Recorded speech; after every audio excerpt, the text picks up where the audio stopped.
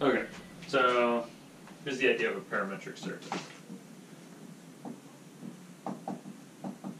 It's a lot like the idea of a parametric. Meaning, like, think kind of R of t, right? Except instead of one variable, we're going to do two. So my claim is you already know a bunch of these.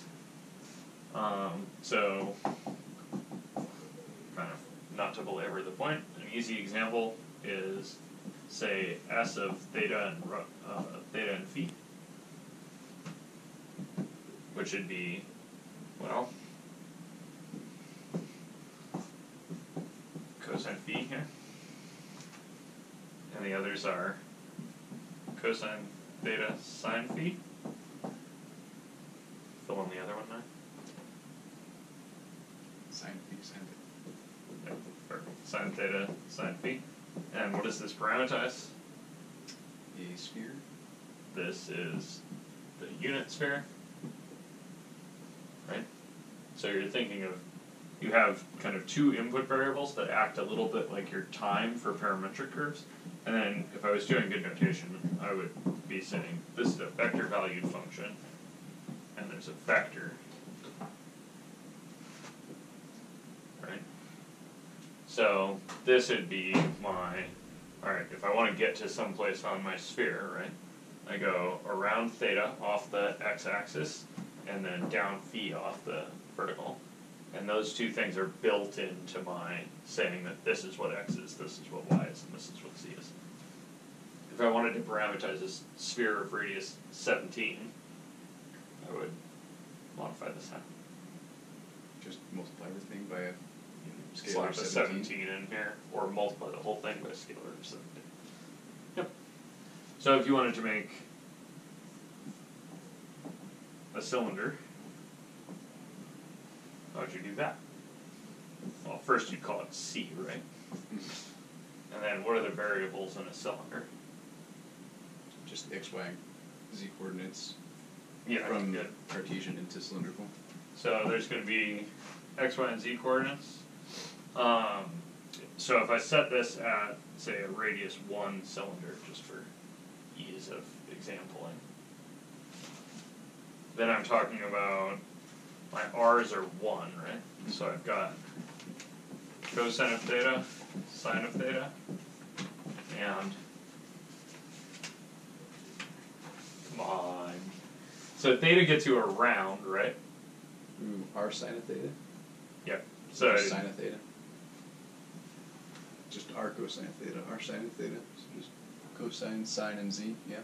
Yeah, so z is the other one, right? So theta brings you around the thing, and then, so this would be a circle as it stands, and then you want to be able to go up and down, and your up and down should be independent of going around. Right, so you do theta and z, and then you put a z. Sure. So this is a cylinder, a unit cylinder, right, in the stretched xy plane, going up and down in z.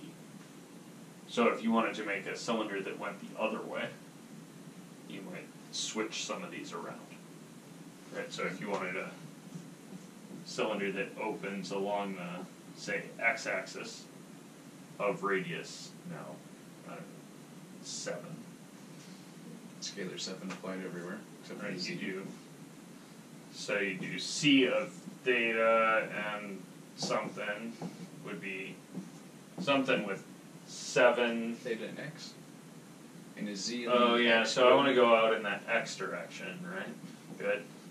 So there's going to be an x here. And then, oh wait, except that's the wrong thing, right? To parameterize that. So I wanted my, where did I want my x? So where do I want my circle? In the z plane? Yeah, the circle should be in the yz plane. Right, so that means that y and z are going to need a cosine and a sine. Yeah. Right, so I might use 7 cosine theta, comma 7 sine theta. And then what about the x? Well, the x should be my other variable, right? It should range free, so I just put an x in there. To be confused with the actual x-axis, or is it its own independent variable that does? Yeah, it's its own independent variable. It might make more sense if instead of using x, if I used like t or something. Okay. Right, so t is kind of forward and backness, right? Really right and leftness, and then theta is sort of around. Gotcha. And this one happens to, so when theta is 0, y is 7 and z is 0. So this one happens to start pointing up. So theta almost more closely resembles phi in the sense that it's measured off of the z-axis? Kinda, yeah. Okay. Oh, sorry, I said up. It starts pointing back in the y. Mm-hmm. And then it rotates. Let's see, so if I increase theta, the z value goes up a little bit. So it goes towards the z. So it's not really a good relationship for either phi or theta. It's just some angle. Okay. So it might be more intellectually honest for me to be like, well, it's not actually theta, I'll just call it some alpha. You have several terms. Yeah, and you can, obviously you can name these things however you want to. Okay. So then you might think there are kind of other various options for this, like, for instance, if we wanted to parameterize a torus, Okay. I would need some kind of variable to go around, right? And then some kind of variable to go around. Around. So I have around the donut hole, Off the x. right? I don't know, I haven't put coordinates in here. Sure. So maybe if I have z sticking up out of my donut, Relative to us, off of Yeah. an x-axis. Or x pointing out this way, Yeah. and y pointing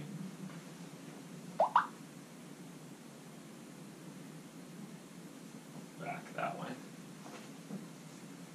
Right, so if I have this kind of picture, Mm-hmm. I might say to myself, okay, so there's some kind of rotation out around, and then there's another rotation in the other direction, right? So I have rotation around z that plays a lot like theta, right? And then I have another rotation around the other way. Okay. Does that kind of make sense? Sure. Okay. So you could pretty easily come up with another parameterization for these. They're a little bit like parametric curves. So most of the time we spend asking for either here's a picture of the surface, parameterize it, or here's a parameterization of a surface. Figure out what it looks like. Okay. And then obviously some partial derivative stuff could be made to make sense here.